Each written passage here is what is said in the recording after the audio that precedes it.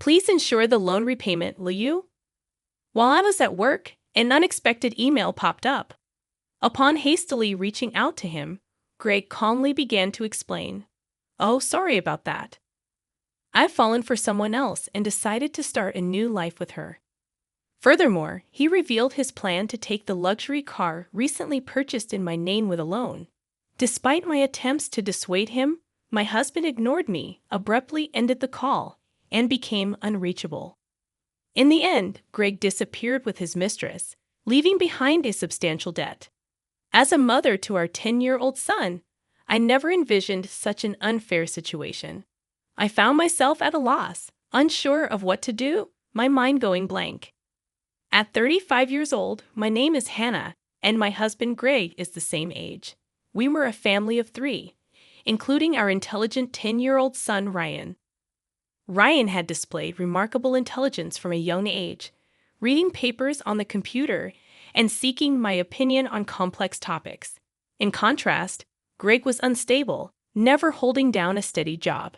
Despite my full-time job and concerns about our future, Greg had recently maintained a stable income for 3 years.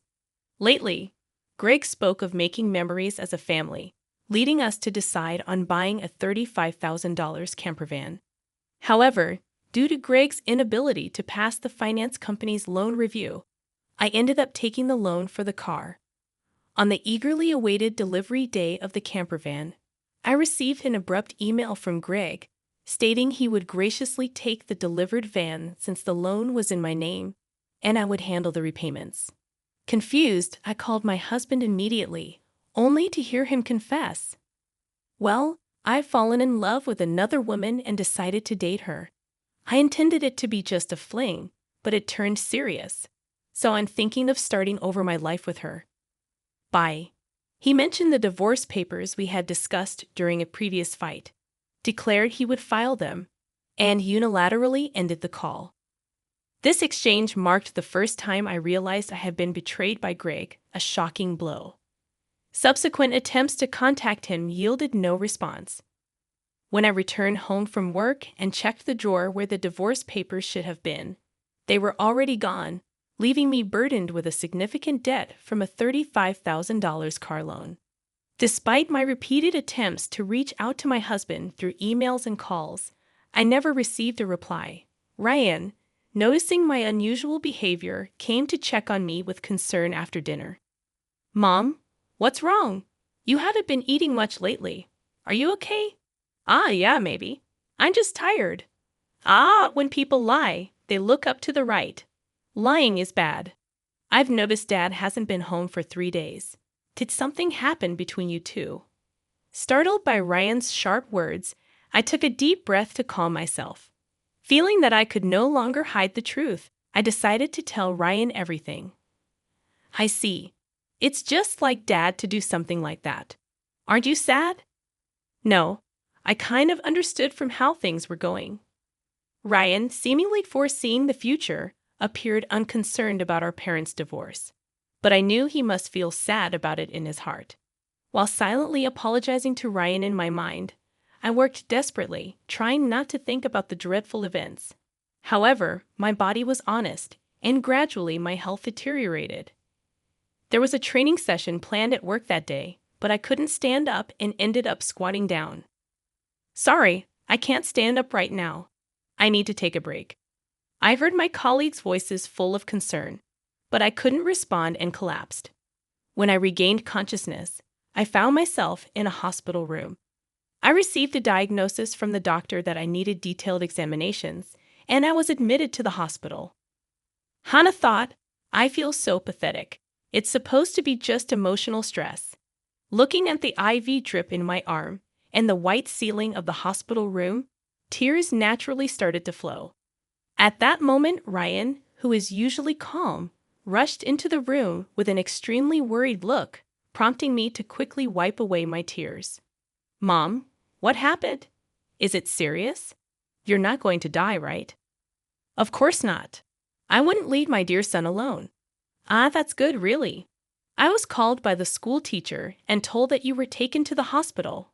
I was so shocked. My heart nearly stopped.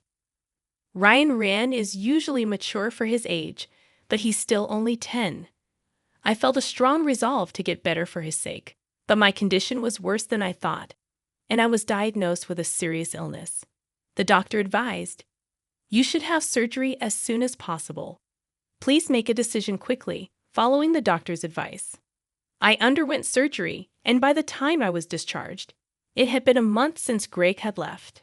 When I returned home and opened the mailbox, I found a demand letter for the car loan payment. Hannah thought the repayment should have been automatically deducted from my account. In panic, I checked the account balance with my cash card, and the balance, originally $20,000, was now only $33.90. Hannah thought, "Greg did this. I want to ask him to return the money, but I can't contact him. What should I do? Since I don't have the camper van, I can't sell it." After Greg left, everything seemed to be going in a bad direction, and my mood sank deeper. Seeing me saddened by my series of misfortunes, Ryan put his hand on my forehead. "You look pale. Are you feeling sick again? You don't seem to have a fever, though." "I'm fine physically, but you see, your father not only took the car, but also all the money we had saved. I can't work yet due to my physical condition, and now we have no money. I'm at a loss." "I see. Then I'll deliver newspapers, and I'll search the internet to see if there's any work I can do." Encouraged by my 10-year-old son, I told myself that it wasn't the time to be down. "Sorry for worrying you. I can't afford to be weak. I'll change my mindset and try to do whatever I can," I said, smiling at him. Ryan also smiled back and then said something unexpected. "Let's plan how to get the car back from Dad." "How can we do that? The camper van is in your name, right?" "Yes, but what about it?" "Then maybe we can?" Ryan suggested an idea that I couldn't even imagine. I had never thought such an idea could exist. "Also, I have no idea where your father is." "Then let's check on my phone." A month ago, once when we went hiking as a family, surprisingly, Ryan, who is usually very reliable, got lost. At that time, we bought a kid's cell phone on Ryan's suggestion and installed a GPS app on it, which both Greg and I could access. With this app, I can see where Dad is in real time, and he's been moving around a lot. "Oh, is that so? But what if we find him, and he just says something vague and escapes again?" As I pondered this, Ryan smiled and made an intriguing suggestion. "Don't worry, I've already taken precautions." "What did you just say?" To my astonishment, Ryan had acted independently while I was in the hospital, achieving something unbelievable. I thought, I can't believe such a smart child came from me. Understanding Ryan's words, I was simply amazed. He had even caught wind of Greg's mistress. "All right, let's teach Dad who betrayed us a lesson." "Okay, let's start the plan right away." Together, my son and I prepared for that moment. Hannah thought, "With Ryan by my side, I'm invincible. Bring it on, anywhere, anytime." 3 days later, my phone rang. "Ah, it's me. Please, I need your help." "Oh, who might this be? Don't play dumb." "It's your husband. Obviously, I'm being questioned by the police about you. At this rate, they might ask me to come to the police station voluntarily. Help me out." "Oh, is that so? Just wait a moment then." I immediately went with my son to where Greg was, and to my surprise, it was a forest park near our house where camping was possible. Greg was being questioned by the police in front of his car, looking bewildered. Feeling pathetic, I sighed and told the police we needed to have a talk as a couple and asked them to leave for a while. At that time, Greg seemed uncomfortable being watched by the people around us and urged Ryan and me to get into the car. Inside the car, Greg's mistress was sitting cross-legged, glaring at us, but that was no longer important. "Sorry about that. Thanks for coming. But why did the police suddenly show up at my place? I don't get it." "That's because I filed a report about the missing camper van." "What? Why would you do that? It's obvious, isn't it? My car was stolen." Greg, foolishly thinking that actions between spouses can't be criminal, was saying nonsensical things. But the world isn't that naive, you know. You filed for divorce, remember? Forgot? So we are strangers now. And you're driving a stranger's car without permission. That's a crime. Ryan figured all this out. Typical, sharp as ever, that kid. But I didn't steal the car. I just borrowed it for a bit. Oh, is that so? Well, I'd like to use my car now. So could you return it? That would be really helpful. As I reached out my hand, asking Greg to return the keys, he reluctantly handed them over after confirming it was returned. Ryan quietly started talking. Hey, why did you abandon your family and choose to play around with this woman? Caught off guard by his son's unexpected question, Greg was flustered and awkwardly scratched his head. Seeing this, Greg's mistress chuckled smugly and started talking. It's because I'm more attractive than your mother. Look at me, you can see it, right? He fell head over heels for me and decided to leave his family. Quiet. I didn't ask you, old lady. Dad, you answer. Mandy was silenced by Ryan's stern tone, but Greg remained quiet. If you can't explain, that's fine. I'll just have the police come back and arrest you. Wait, hold on. Okay, I'll talk. Mandy, it turns out, joined Greg's company 3 months ago. They were attracted to each other and became involved at the welcome party for new employees. Later, it was discovered that Mandy was pregnant, and Greg decided to start a new life with her, leaving us behind. Why did you take the camper van? I quit my job and thought about selling the car for money. But it seems like you were using it quite a bit, weren't you? I thought it was a waste to sell it right away, so we decided to go on a trip. Wait, how do you know all this? Remember when Ryan got lost? After that, as a precaution, we bought him a kid's cell phone and installed a GPS app. Did you forget? We installed it on your phone too, so I knew where you were all this time. By the way, I later found out from Ryan that he had pretended to get lost during our family hike because he wanted a cell phone. I was amazed at Ryan's ability to think and act so strategically. I suspected something was off with Dad, so I came up with this plan to monitor his actions. You really are a terrifying child. I will never become an adult like you, Dad, who betrays important people without a second thought. Greg, faced with the hard truth Ryan told, was a pitiful adult unable to offer any rebuttal. In contrast, seeing Ryan, only 10 but able to think and speak his mind firmly, gave me a sense of strength as a mother. I felt I couldn't lose, especially in settling things properly. Also, return the $20,000 you withdrew from my account right now. That was our joint property as a couple. I don't have to return it. No, it's not that. The money was what I saved little by little since I was single after all. You always quit your jobs midway, so we hardly ever saved money together, did we? I was appalled to hear that the $20,000 had been squandered by Greg and his mistress. It was the moment I felt relieved about divorcing him. So that's how it is.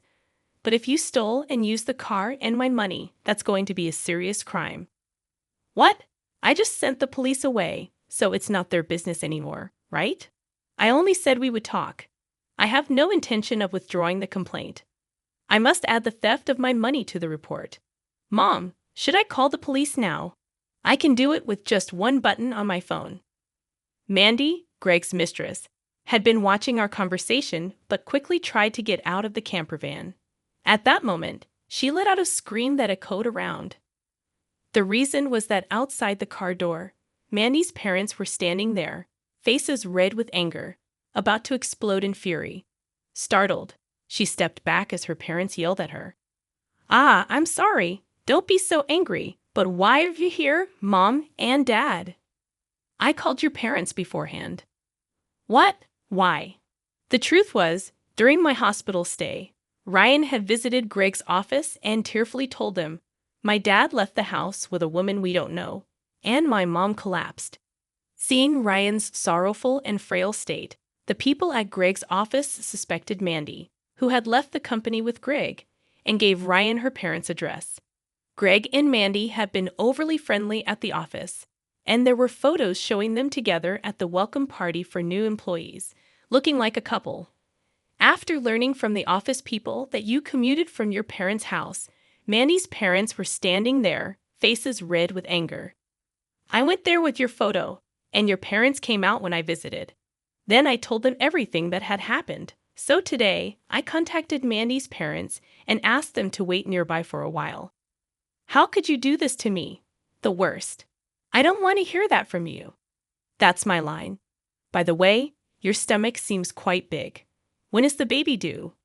In 3 months. What? Wait a minute. That doesn't add up with when you met my husband. You two met only 3 months ago, right? What's going on? It's not time for the baby to be born yet. Greg, hearing this for the first time, stared at Mandy, eyes wide. Wait, what does that mean? Are you stupid? Don't you get it? It takes about 9 months from conception to birth, which means the child she's carrying isn't yours. You're so foolish. What do you mean, Mandy? Have you been deceiving me? Ah, I almost got away with it. Can't help it now that I'm caught. You're so naive. You can't see through lies at all. Really, a fool. Don't mock me. My whole life is ruined because of you. What were you thinking? Greg and Mandy started an ugly argument, but nobody intervened, letting them have it out. Meanwhile, we contacted the police again to explain the situation. As it began to get dark, the forest park was brightly lit by the red lights of the police cars. No, really, I was wrong. I was truly wrong. I'm sorry. I'll work hard and never cheat again, so please just don't arrest me, Dad. People don't change that easily, especially lazy people like you. Exactly, Ryan's right. I can't trust you at all. Reflect on your actions and pay for your crimes at the police station. If I get arrested, I won't be able to pay back the money. Is that okay with you? I don't mind. Pay me back after you've atoned for your sins. Take your time, don't worry. I've already found you a place to work. Let's see, there's Ryan's child support plus the $220,000 you stole from me. I'm not sure how much it will all add up to, but you'll work and pay it all back. I had one last thing to say to Mandy the mistress. You might think you're just an onlooker, but don't forget you're an accomplice to Greg's theft. Be prepared for that. When I told them that Mandy would have to pay if Greg couldn't return the stolen money, she shivered in fear. Mandy asked her parents for help, but they refused, saying, "We disown a daughter who causes trouble for others." Thus, Greg and Mandy were taken away in a police car together. Thanks to Ryan's smart strategy, we were able to punish Greg and his mistress, Mandy. Though they were released from detention soon after, they faced a hefty payment to me. Through a lawyer, I claimed $20,000 in damages. Additionally, I made Greg agree to pay $500 a month in child support for Ryan. I introduced Greg to a subcontracting factory of the company I work for. The support and other charges I claimed from Greg would be deducted from his salary and paid into my account. I also sold the camper van and was freed from the auto loan. Since then, my health has improved remarkably, and I am now energetically committed to my job. Ryan has been actively helping with household chores and errands. I want to keep moving forward strongly so that Ryan can pursue the path he loves without giving up.